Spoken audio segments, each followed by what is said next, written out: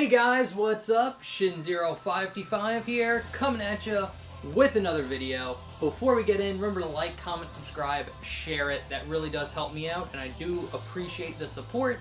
But today's video, I want to talk about how I feel the FGC is killing fighting games.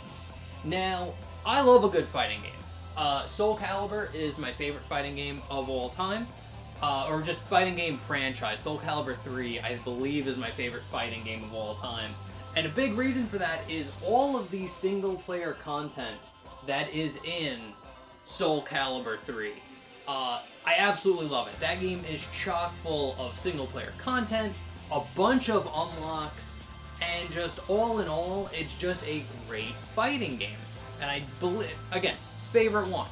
So, but I truly believe that the FGC, the fighting game community, is really ruining fighting games for casual fans.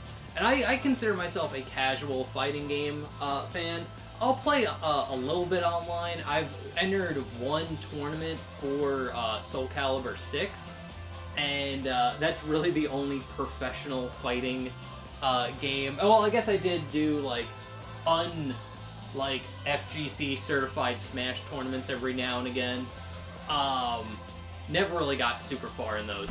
But, so I'm not really big into the FGC community and things like that, but I do think they have a huge impact on how fighting games are made now.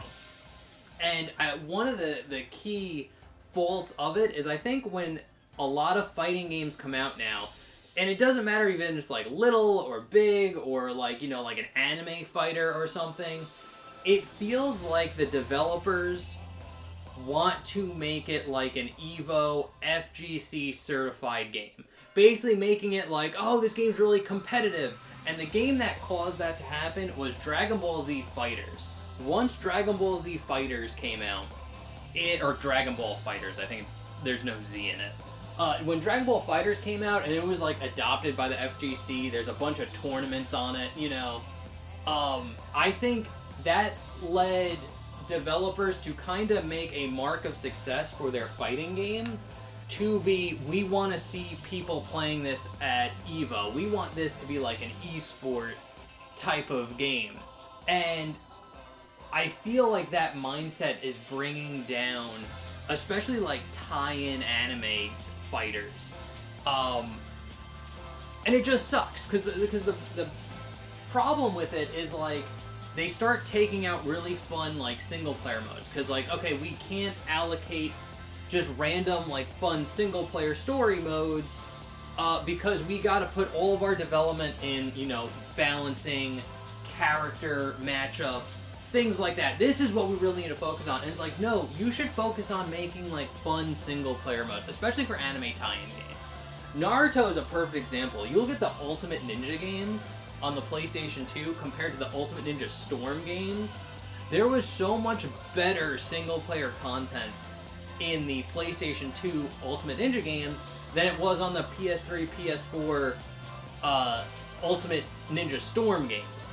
And again, I feel for a few of those games, they really tried to make it like FGC compatible. They let out, you know, like balance patches, shit like that, and just like, I think if a fighting game, especially a tie-in fighting game, is focusing in on that, you're gonna make the game worse. You're gonna make it where you're only trying to get like real serious hardcore fighting game fans, and you're not going to get, you know, the casual fans. And yeah, like again, Naruto's a great example. Another game that I think is a good example is Dissidia NT. I love that fucking fighting game. Me and the rest of the fucking Final Fantasy fans love Dissidia. Dissidia and Dissidia Duodecim on the PSP. All of us hate Dissidia NT because when we played that fighting game, we did not want to fight other people. That was a completely single-player fighting game where most of the fun you had was playing by yourself. And like playing through the story mode, fighting the computer. That's what made that game fun. And that's personally what I like to do when I play fighting games. Very rarely, I have to really like the fighting game to take that shit online and actually start fighting other people. So, but again, the whole emphasis on, no, we want to make this competitively viable, we want people playing like this game competitively, I think that mindset is bringing down fighting games all across the board, because you're kind of, again, you're just marketing it towards like hardcore fighting game fans, which sucks.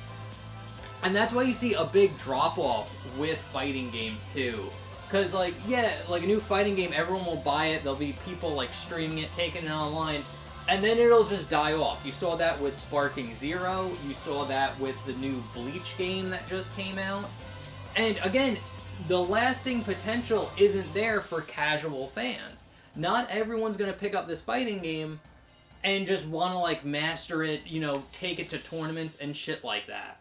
So, again, I really think it's like a big downfall that a lot of these game companies are really trying, I feel like the goal that they have in their mind while making it is like, no, we need to make this game competitively viable. The only way it's successful is if we see it at, like, you know, EVO or playing it, and it's just like, get that mindset out of your fucking head.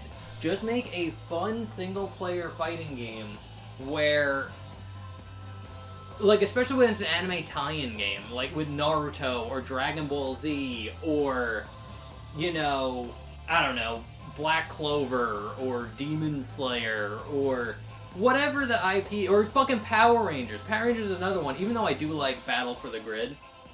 Again, it's just like, there is no content in that game. Like, again, huge fan of the Power Rangers, and I absolutely love Battle for the Grid, but I hate the fact that you get, like, a kind of half-ass story mode, and then the rest of the game is just online. Like, you just get an online mode where you just fight people in, like, ranked matches or casual matches, and that's pretty much the game.